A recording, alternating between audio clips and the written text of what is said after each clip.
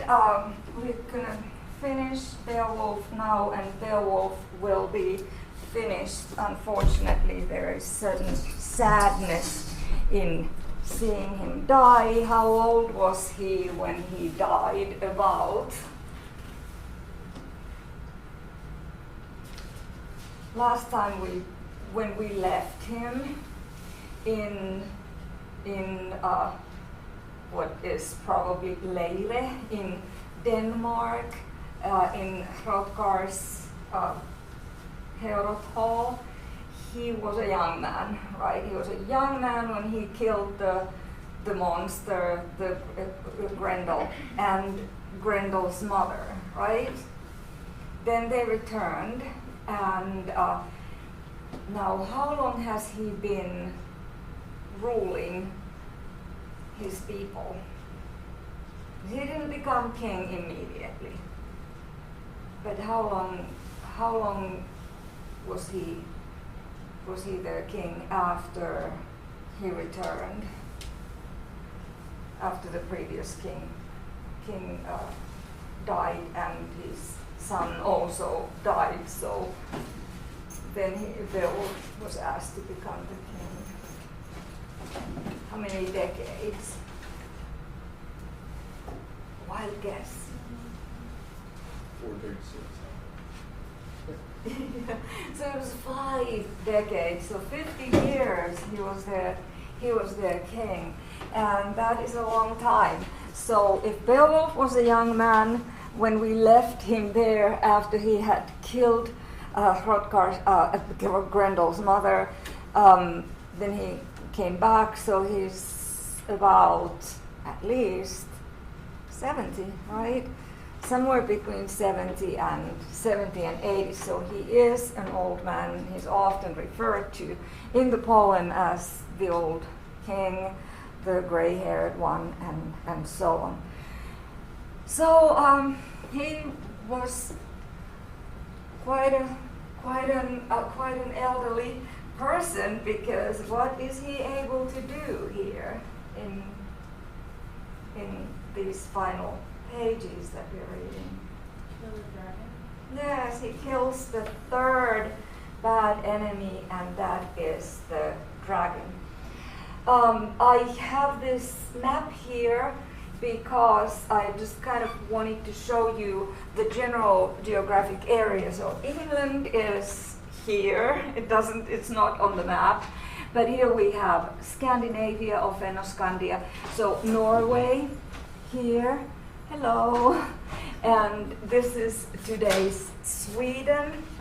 Here is Denmark and the islands of Denmark. And Copenhagen would be here, and later would be here, where Grendel lived and Grendel's mother lived, who are not historical figures. Neither is Beowulf, but Hrothgar was, and the other protagonists as well. So here is Sweden. This is these colors here indicate the Swedes, yellow color. And Geats, the Geats people, Götar in Swedish, the codes are in Swedish here. So this is where the Geats, Beowulf's people lived.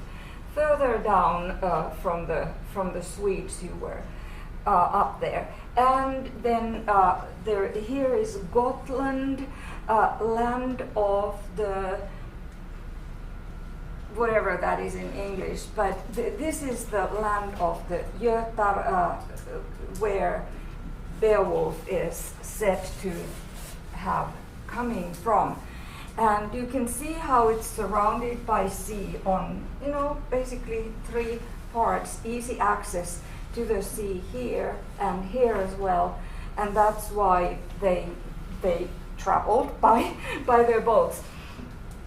So this is where research shows that we could expect that Beowulf's burial mound would be somewhere here, because it's mentioned by actually 2 different names in the poem, and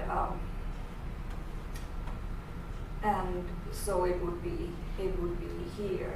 Because Beowulf wanted to be buried where? He wanted to be seen by whom? People who are sailing by, right? People who are passing, and he wanted to be buried on a cape.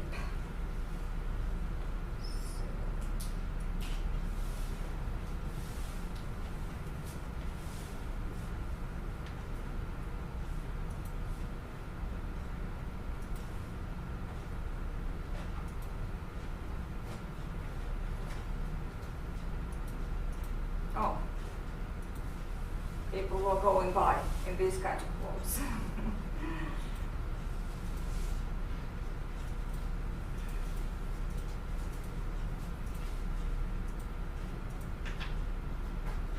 Some reenactments.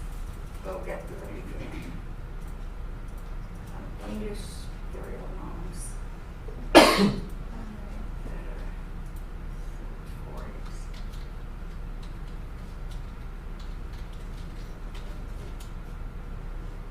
There. Okay. With horses and everything. I mean, not horses, but cows. Some kinds of hoofed creatures. And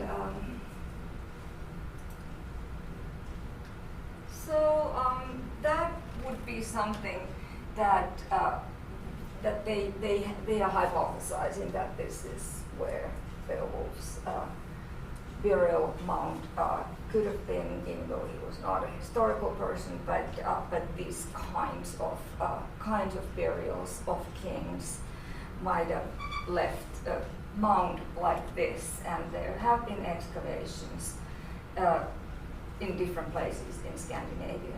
You have these burial mounds. What kind of a burial did he have? What happened to a king's body in that world?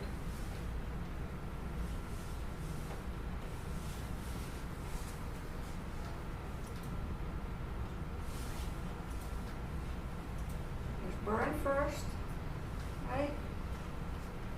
With all the treasures, and then he ordered this burial mound to be built. It was customary anyway. Okay. So what I was thinking that we could do today is to read through some of these last pages, some key parts of the story, how the story ends, because this is the last battle that Beowulf engages himself, or has to engage himself in. And so they have when he's a young man, he has done these great deeds. He has become very famous, and he is respected. So he is a good candidate to be a king.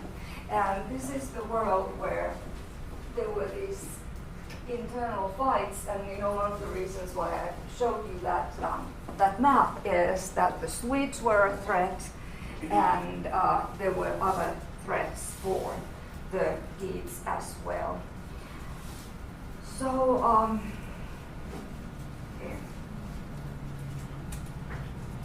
So I'm gonna start here from page 149, where we left last time.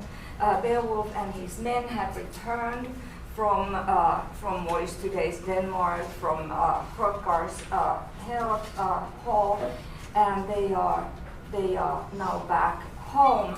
But this is a fragile society in the sense that peace needs to be kept, and there are these constant possible onslaughts, and that is what when the poem ends, that's basically what is foreseen, that peace will end because a good king, a good ruler has died, And this means that there is a power vacuum, and we can expect people to come and take over our country, so that Beowulf's people may disappear, and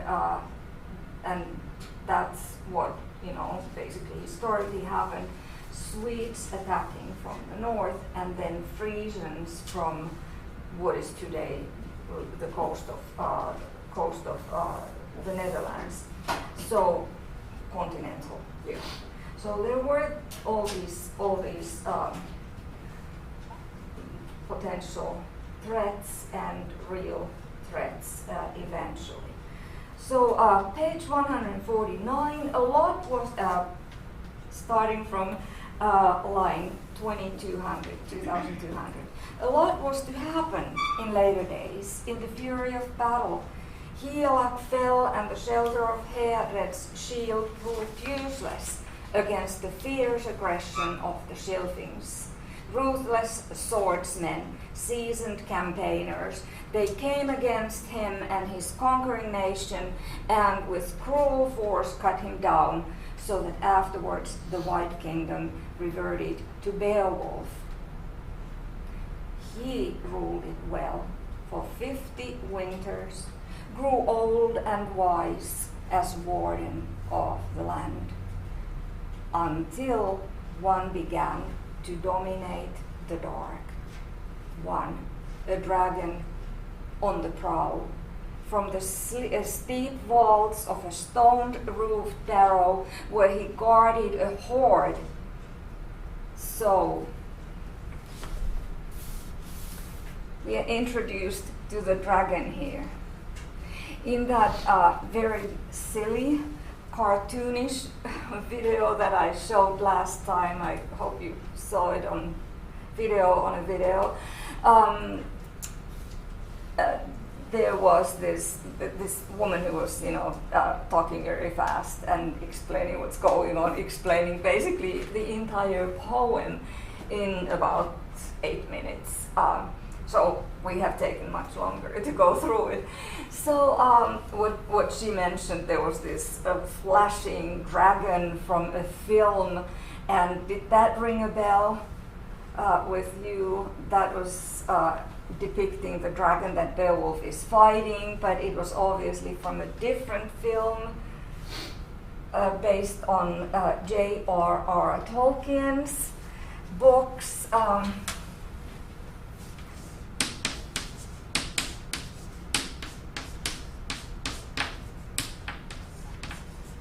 He's an English Anglo-Saxonist professor at Oxford, or was. He's been dead now for a while, but he is the one, I mentioned him in the beginning.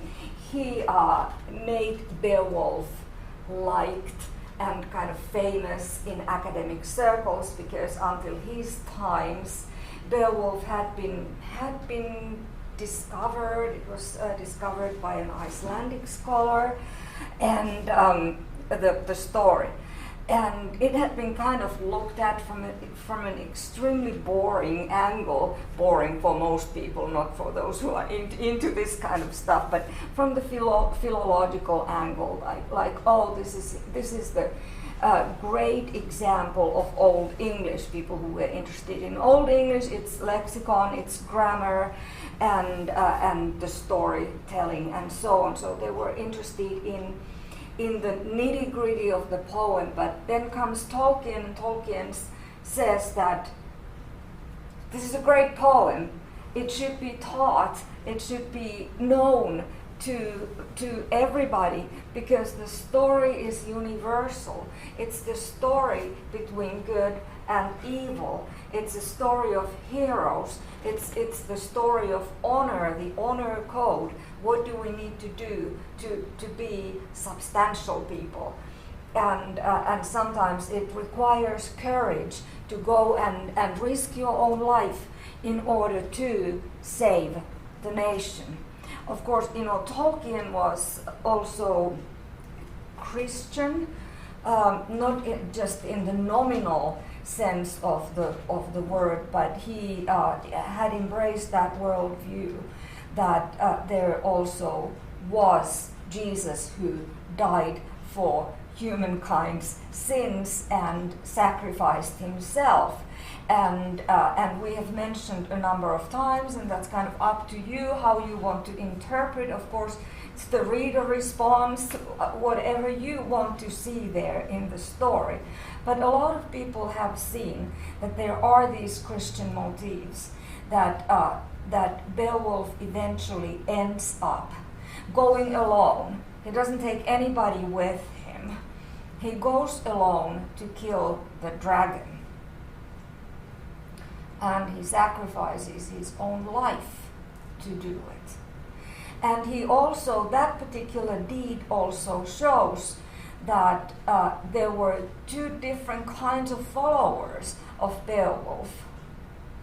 There was Wiglaf, who ended up, of course, Beowulf went first himself. But this is a fiery dragon. And the picture of the dragon, coming back to that, the woman made a reference on that video. And here, does this seem familiar? Yes, it seems familiar if you've seen films based on Tolkien's Lord of the Rings, Hobbit, and so on. So, did that ring a bell to you? I don't know if you are into that kinds of movies. You had seen that dragon there. Yes, spitting fire and coming every night, and that's what this dragon started doing in the poem. And because we need that third antagonist, we need that third threat, we need that third bad thing in order for Beowulf to rescue his people or sacrifice his life for his people. And so why did the dragon in the story start harassing the Geats?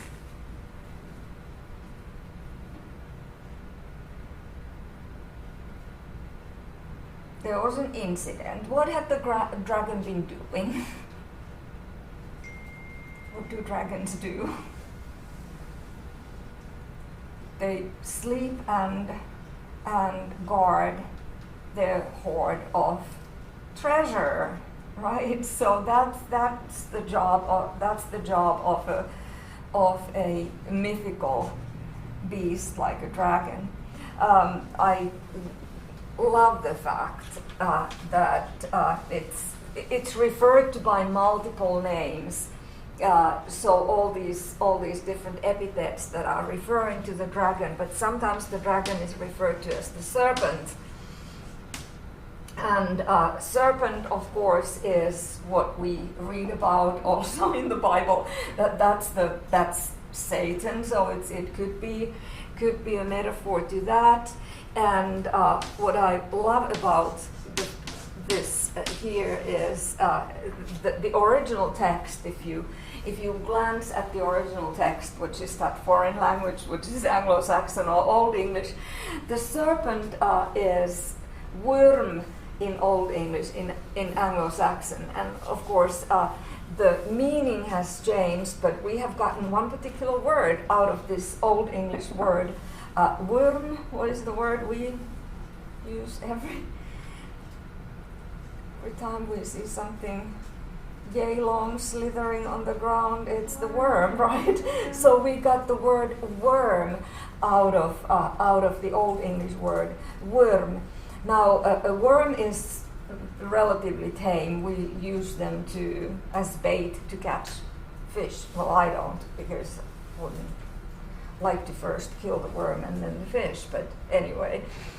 So worm is the Old English term for serpent. It had a very dignified meaning. What has happened is semantic change, so that worm, today's worm, is not threatening at all, but worm was like a serpent. So we have kept some meaning of the word. So it's a slithering kind of, a legless creature, like a snake, but smaller. that's the Wyrm. But these were fearsome creatures, really awesome creatures. If something's referred to as a Wyrm, it's often in the myths. It's referring to a dragon or a well, dragons are sort of serpents anyway. It's a mythical creature, so we don't need to define it from the biological point of view. But I find just this kind of meaning change interesting. The meaning change is weakening of meaning or lenition. So a word has kind of like weakened in its meaning. It doesn't refer to something as fearsome anymore. That's a common meaning change. So here's the Wyrm, the dragon, the serpent that is guarding his treasure, and everything's cool. People kind of have this notion of a serpent being somewhere, but they don't know whether it's a myth or not. Remember that when Beowulf was there to catch Grendel and Grendel's mother or kill them, people, before they appeared, people were not really like worried about them either beforehand. And people living in the land of the Geats are not worried about the serpent, the dragon, now either, until it starts appearing. So that's kind of, I think it's a human protective attitude, that why worry about something until it appears. Before the pandemic struck us, we weren't worried about going out and shaking people's hands and talking to each other in public and going to the store and the bars and whatever. It was just normal life, and then all of a sudden this invisible thing attacks us, and here we are, protecting each other, one another and ourselves from the virus that is acting in ways that we cannot control. And so was the Wyrm, so was the dragon. It was acting in an uncontrollable way. But why did it change its behavior? Why did it wake up? What had happened?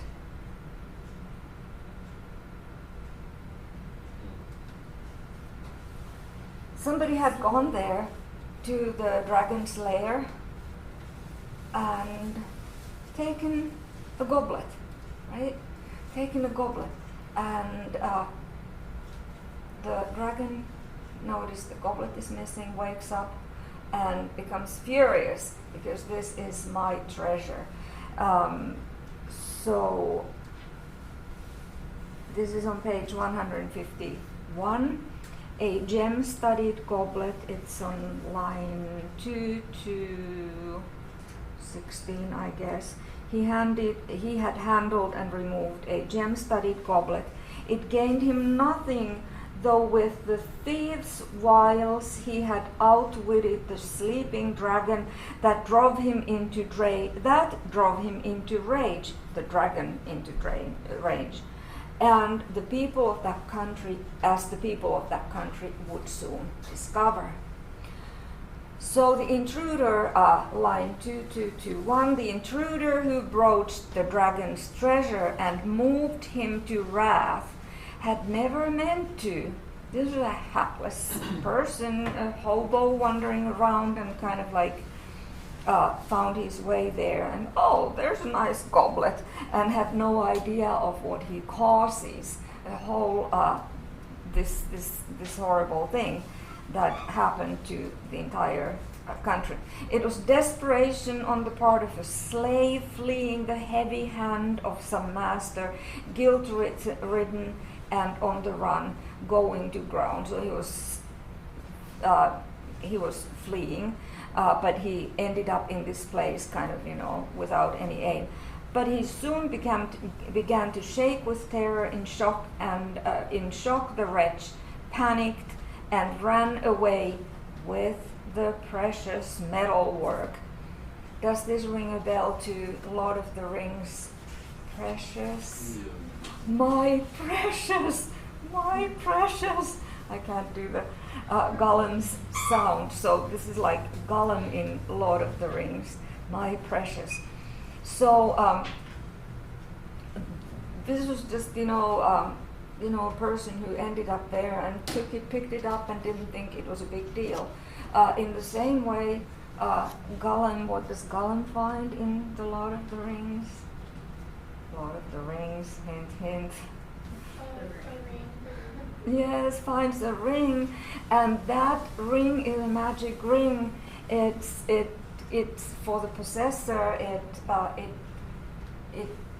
needs to be kept wisely, and it's my precious. So it's not a coincidence that there's this word precious used about that goblet, gem-studded goblet that the man finds and then causes this havoc to the entire country.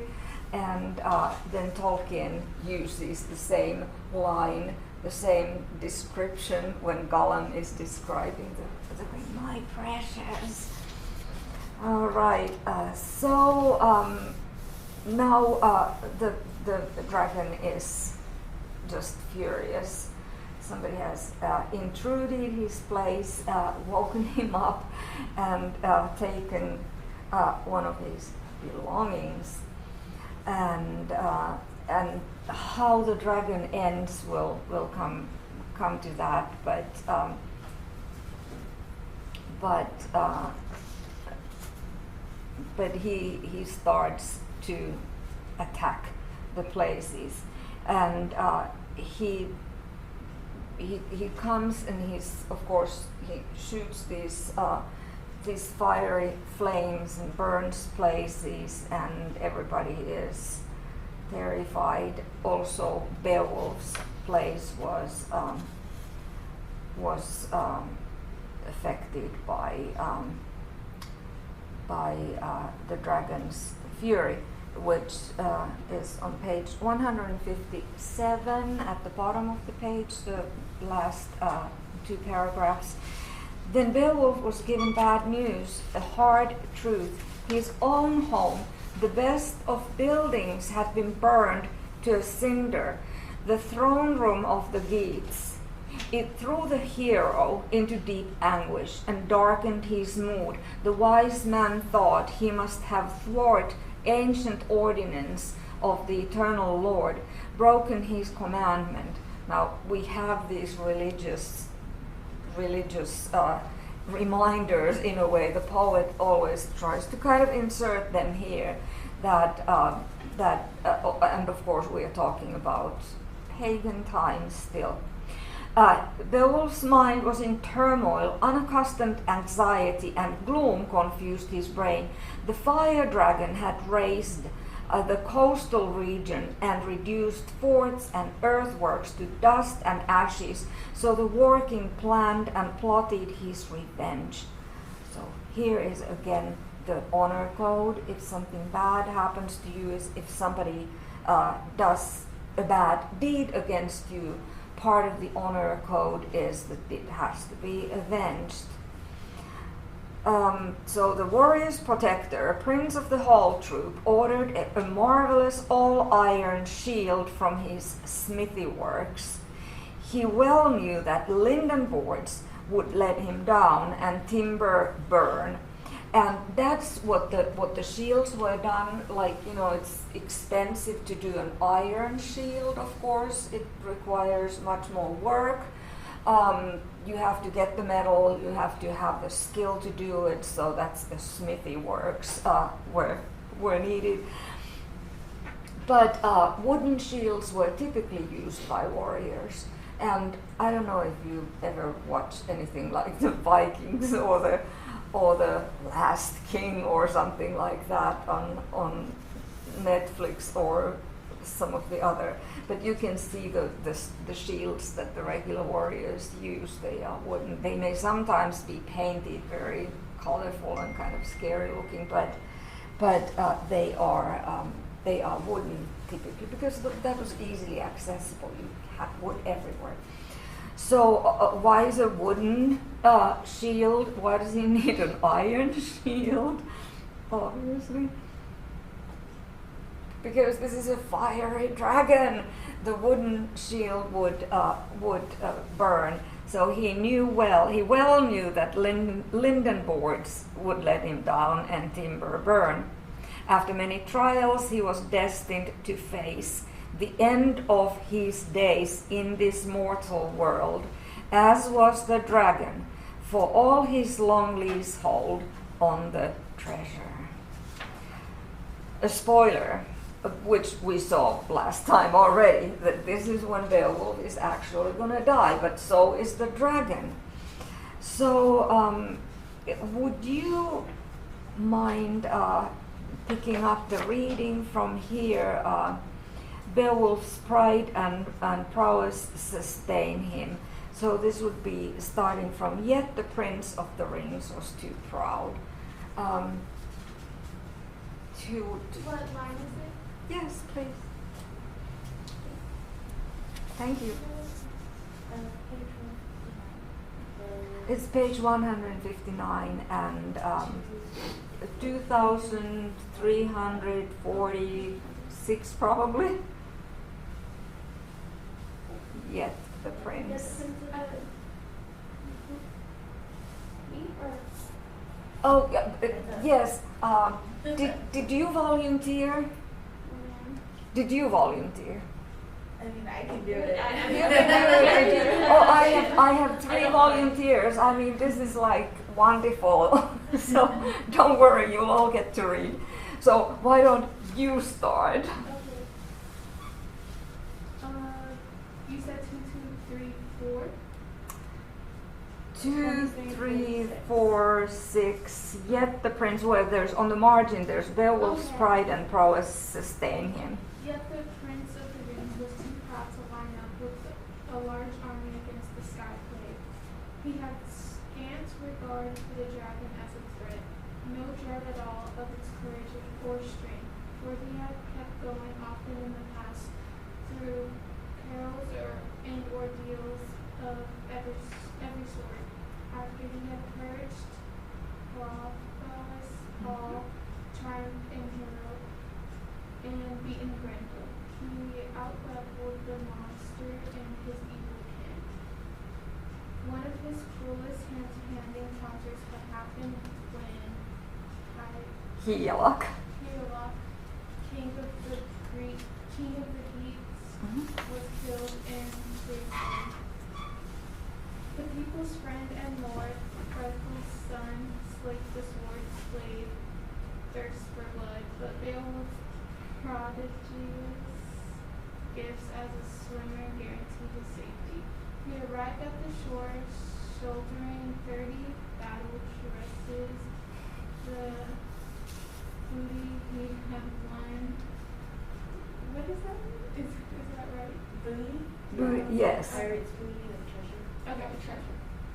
There was little for the headlord to be happy about, as they shielded their faces and fighting on the ground began in earnest. With Beowulf against them, few could hope to return home. Across the wide sea, desolate and alone, the son of Edgetail swam back to his people. Their high offered him throne and authority as lord of the ring horde. With Hygelac dead, she had no belief in her son's ability to defend her homeland against foreign invaders. Yet there was no way the weakened nation could get Beowulf to give in and agree to be elevated over Hector as his lord, or to undertake the office of kingship. But he did provide support for the prince, honored and minded him until he matured as the ruler of Heatland. Okay, thank you. Wonderful. So we have a flashback here, and that's what the poem often does. So we are in the middle of the narrative that is like relevant for what the narrative is being, but there are these relevant, and these are all relevant. This is a relevant flashback going back to the history, how Beowulf actually had done other things as well. He had not only killed Grendel and Grendel's mother, but he had this whole life of a warrior, and he had been in several battles. And again, here's proof of what a wonderful swimmer he was, because he was able to swim with these 30 battle garments, or whatever they were referred to, as part of the booty that he had gotten from the people that he had won. And that was one of the, of course, these are the Vikings, who are later always referred to as the Vikings. These are ancestors of the Vikings. So that's what they did. They fought these fights, sometimes justified historically, sometimes not necessarily justified. They just plundered places and took the treasures and whatever. But of course, this Beowulf story is kind of there are justified fights and unjustified, and what Beowulf got involved with were probably justified, because somebody else was a menace to him and his people.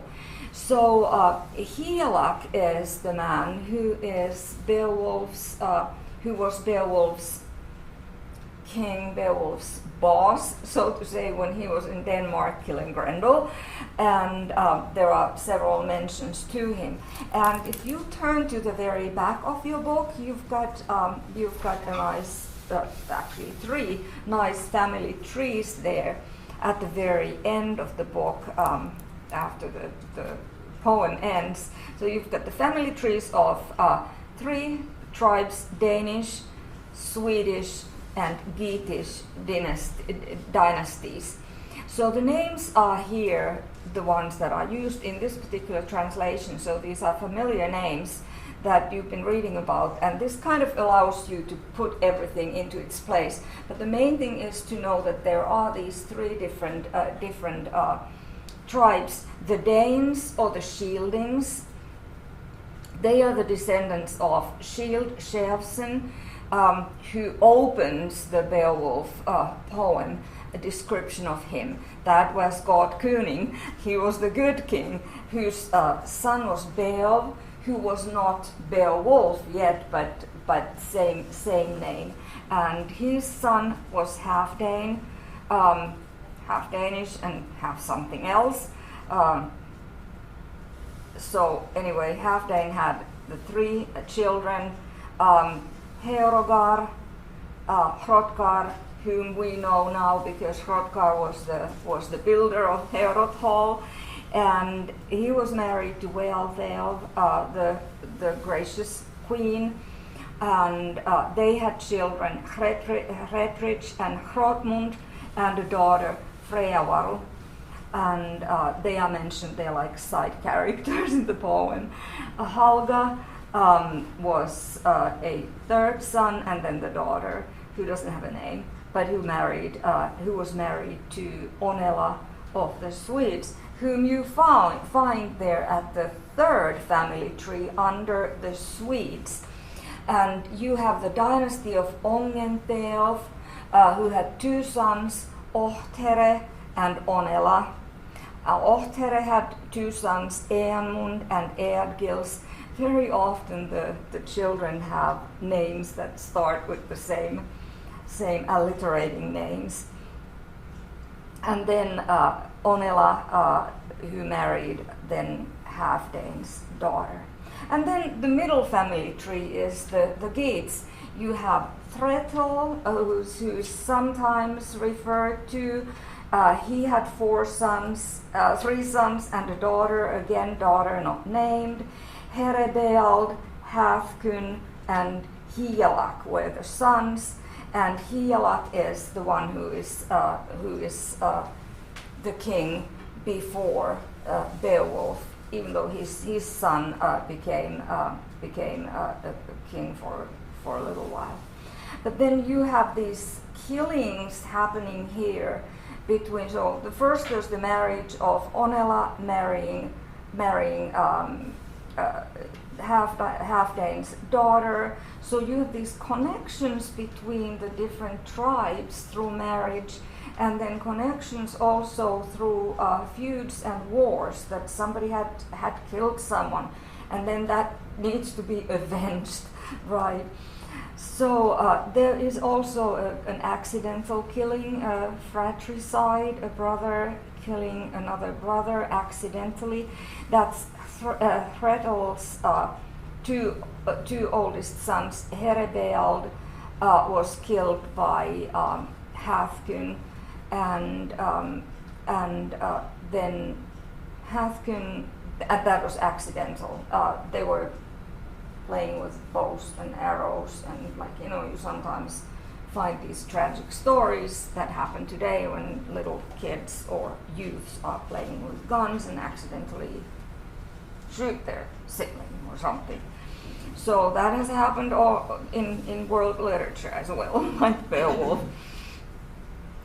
And then we have Ongentheow, the king of the Swedish dynasty, or the leader of the Swedish dynasty, who ended up killing Hathkyn in a battle, and then that needed to be avenged. So Hela ends up in a feud with Ongentheow, and Ongentheow dies. So you have these histories that have to be kind of referenced to time and time again in order to make it clear that, hey, these people didn't just start fighting out of the blue. We sometimes think that because this is a world that continues to be full of wars in various places of the world, we sometimes think, oh, why are they fighting with each other? And it's difficult to know if we don't know what the history behind those fights are. And then it goes back and forth and back and forth. So you are kind of like in this endless cycle of losing a war and then acquiring more, kind of like avenging, and the cycle that goes on and on, the cycle of someone being killed and then someone needing to be avenged, of course, means that if that avenge happens, then someone else needs to be killed. So it goes on and on, and these kinds of things continue till today. That can you think of an example from today's world where this sort of thing is going on? And we are not always clear of what the original offense was and who started this. So that's how wars start. If you just think about the very antagonistic relationship between the Israelis and the Palestinians, there's one. In Middle East there are different cases. If you just think about the Second World War, how that kind of you attack and then you are attacked, and then it becomes like, okay, who started this? And we kind of know how the Second World War started, but anyway, how Hitler came to power was partially the result of how Germany had lost the First World War, and they were kind of like, then we need to avenge this. So this mentality is part of being human. It's not good, but we live in that fallen world where the serpent or the worm presented that first apple, and anyway, that's not a historical comment, by the way, but kind of everything needs to be put into perspective. And these flashbacks in the poem, they are meant to do part of that job. So Higelac dies, and his son then Beowulf is kind of like, I can't become king because the Higelac son, the son of the king, is supposed to do that, and yet he doesn't survive very long. And Beowulf ends up, this is page 163, Beowulf ends up inheriting the kingship and settles the feuding.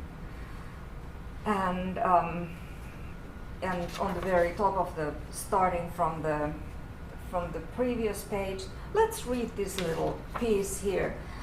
Starting from 161, line 2379, if you would then oversee roads.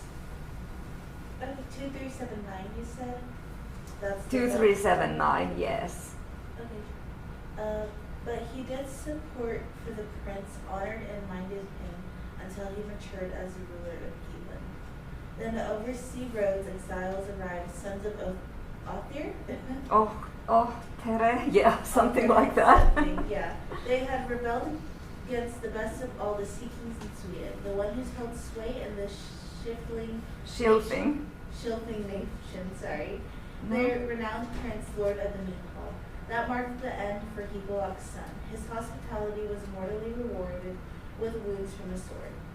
Gudrid lay slaughtered, and Onela returned to the land of Sweden, leaving Beowulf to ascend the throne, to sit in majesty and rule over deeds. He was a good king.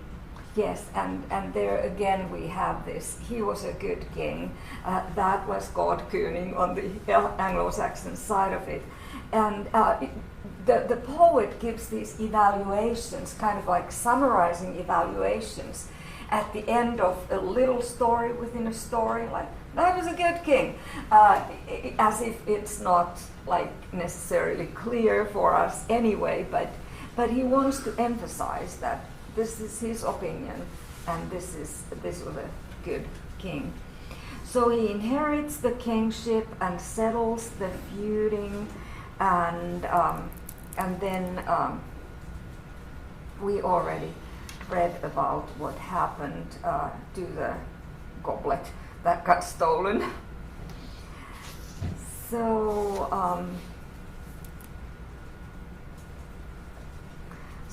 Beowulf continues to kind of like, have these flashbacks, explain what happened earlier in his time as a king, when he was a good king. And then he, on page 169, he makes his last boast. And the boast is kind of like, okay, I'm going to do something that is really brave, because I feel that has to be done, because the dragon kept harassing them. So 2:5:10, Beowulf spoke, and now if you wouldn't mind reading from there, okay? Beowulf spoke, made a full boast for his last time. I risked my life often when I was young. Now I'm old, but as king of the people, I shall pursue this fight for glory of the winning. If the evil one will only abandon his earth fort and face me in the open.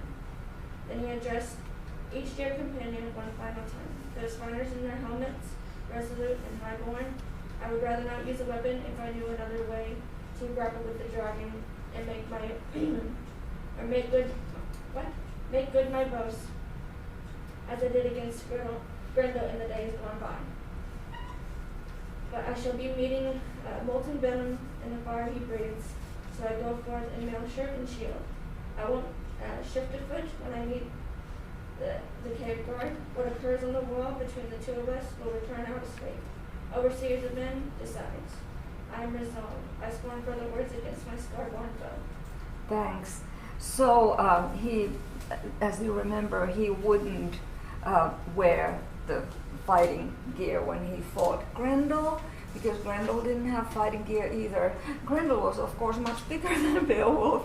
So, but it's part of this honor. You know, we go without weapons.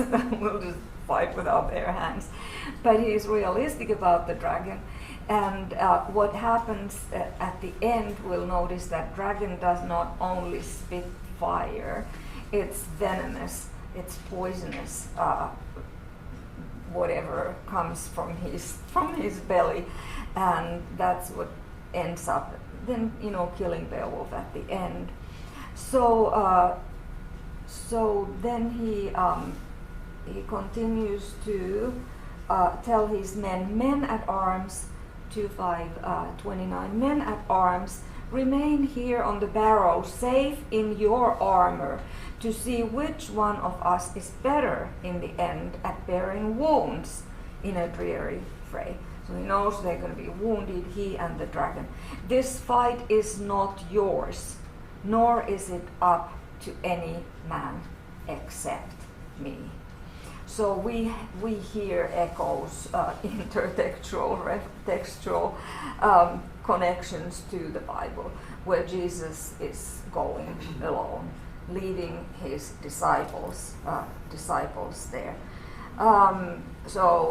At the bottom there, then he drew himself up beside his shield. The fabled warrior in his war shirt and helmet trusted his own strength entirely and went under the crag, no coward path. But what did his men do?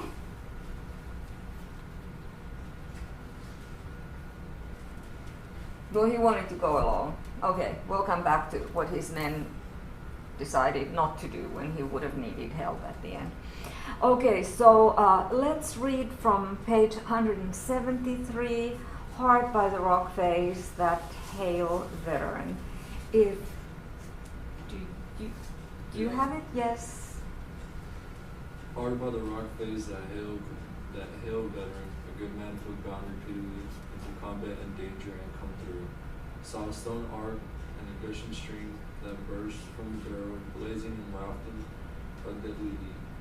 It would be hard to survive unscathed near the horde, to hold firm against the dragon in those flaming depths. Then he gave a shout. The Lord of the Geats unburdened his breast and broke out into a storm of anger. Under Greystone his voice challenged and resounded clearly. Hate was ignited. The horde guard recognized a human voice. The time was over for peace and parleying. Poured forth in a hot battle fume, the breath of the monster burst from the rock. There was a rumble under the ground. Down there in the barrow, Beowulf, the warrior, lifted his shield. The outlandish thing writhed and convulsed and viciously turned on the king, whose keen-edged sword and heirloom, inherited by ancient right, was already in his hand. Roused to fury, each antagonist struck terror into the other. Unyielding, the lord of the people loomed by his tall shield sure of his ground, while the serpent looped and unleashed itself. Swaddled in flames, it came gliding and flexing and racing towards its fate. Yet his shield defended the renowned leader's life and limb for a shorter time than he meant it to.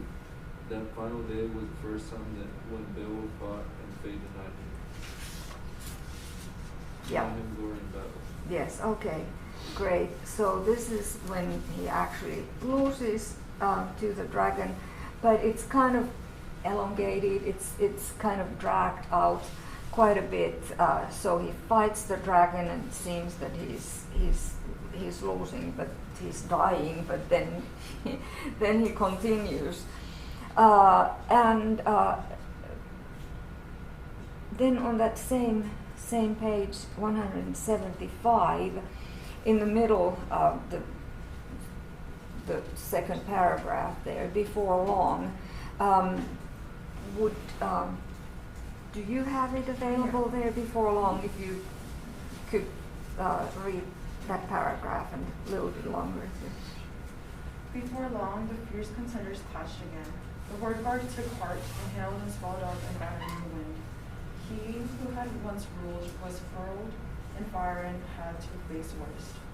Not help or backing was to be had, then from his highborn comrades, that hand-picked shrieked, broke ranks, and ran for their lives, to the safety of the wood. But within one heart sorrow welled up. In a man of worth, the claims of kinship cannot be denied. Okay, great. So, thank you. So, what did these men do? They saw that, okay, now our leader is down, he's still alive. He has, at this point, severely made it clear to the dragon that he's serious opposition to the dragon. But he's down. And what do his comrades, what do his men do? They go to the wood. Oops, that's a little bit too scary for us. And when you read the description of the battle between Beowulf and the dragon, it is you can kind of see in your mind's eye how scary this battle is, and these men can be called cowards, but it's kind of understandable that it was a scary situation anyway. But there's one who is not a coward, who does not run to the woods. What is his name? Wiglaf, yes. His name was Wiglaf, a son of Wyrm, a well-regarded Shelfing warrior related to Alfhere. You of course have to get this, the pedigree of Wiglaf, because here's this very faithful warrior who is the only one who goes to Beowulf's help, and Beowulf did need his help. So then they launch into Wiglaf's pedigree, who was his father, and what they had done, and why is this a person who is a significant person because of what people had done, what his people had done, his family had done, and that goes on like for the next page, on line page 177 and line 2631. Do you have it available on your computer? Oh no, I forgot my book today. Okay, all right, that's Sorry. okay. So 2631. Sad at heart, addressing his companions, Wiglaf spoke wise and fluent words. I remember that time when mead was flowing, so they were drinking together, how we pledged loyalty to our lord in the hall, promised our ring giver we would be worth our price, make good the gift of the war gear, those swords and helmets, as and when his need required it. He picked us out from the army deliberately, honored us and judged us fit for this action, made me these lavish gifts, and all because he considered us the best of his arms-bearing thanes. And now, although he wanted this challenge to be one he'd face by himself alone, the shepherd of our land, referring to Beowulf, a man unequaled in the quest for glory, and a name for daring. Now the day has come when this Lord we serve needs sound men to give him their support. Let us go to him, help our leader through the hot flame and dread of the fire. As God is my witness, I would rather my body were robed in the same burning blaze as my gold giver's body than go back home bearing arms. That is unthinkable unless we have first slain the foe and defended the life of the prince of the Weather Geats. So Beowulf had chosen these men. They were not just your average soldiers. They were on a special mission. They were like, what do we have today in the Navy? The Navy SEALs, very special forces. In the Army, what are they called there? The Rangers. Rangers, yes, exactly. These are the Rangers, these are the Navy SEALs, or these are the Marines, right? The better of the best of the best. And these men just turn into cowards because the dragon is so horrible. And Wiglaf goes. Wiglaf helps. Beowulf is wounded, and he is over 70 years of age. He's not at the peak of his strength anymore, even though he's still very strong. But Wiglaf is a young man, and he goes to his lord's help. And here again we see a little bit probably of a biblical parallelism or parallel here. If Beowulf is Jesus, then Wiglaf is what we should be, and be his warriors and go help him. So I mean that can be one interpretation. Beowulf has a sword, another sword. You remember the story of Hrunting, which was no good against Beowulf's mother, but now he has another sword, an heirloom, a valuable piece that's called Nailing. And is Nailing any good against the dragon? This is on page 181. On line 2680, at the end of that line, and Nailing snapped. So he tries to poke the dragon, but his sword snapped. So Beowulf's ancient iron grey sword let him down in the fight, but he's got a knife, a pocket knife, a Swiss Army knife or whatever, and he pulls that out and he's got that.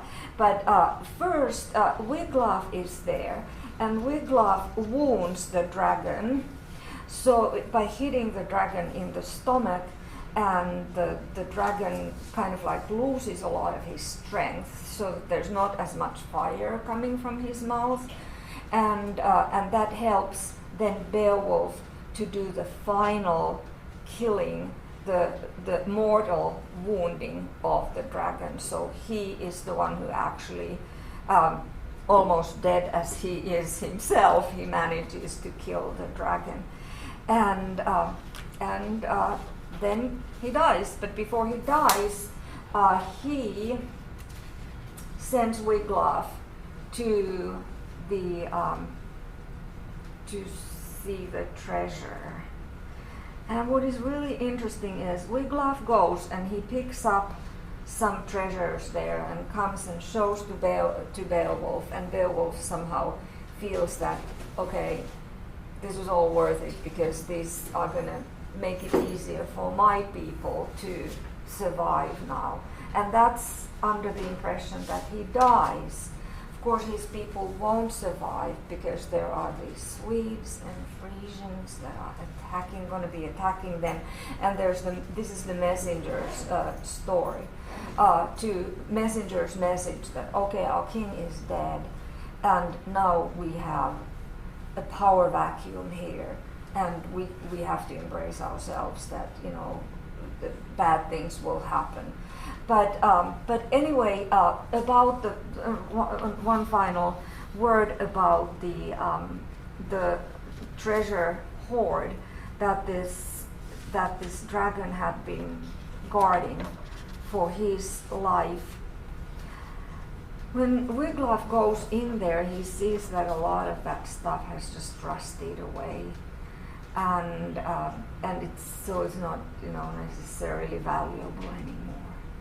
And there's a powerful metaphor there, of course. There's the saying, when somebody dies, sometimes people say, oh, I'm giving this away because I can't take it with me, to the other side.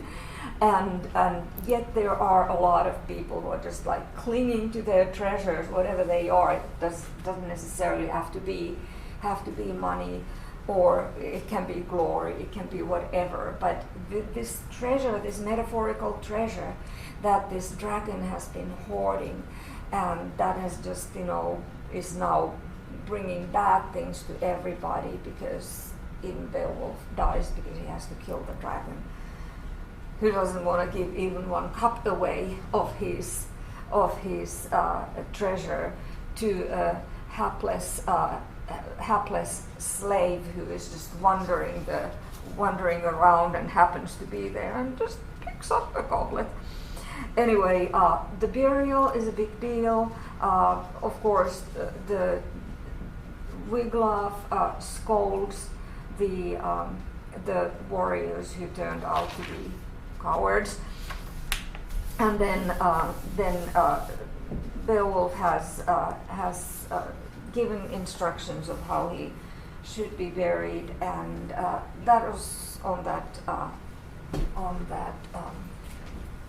map. So another reference to the place where he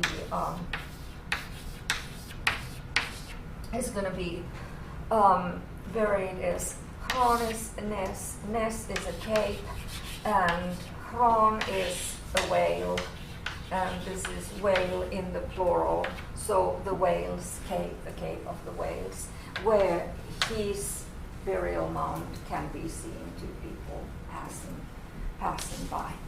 That's the end of it, and I hope you found it partially interesting.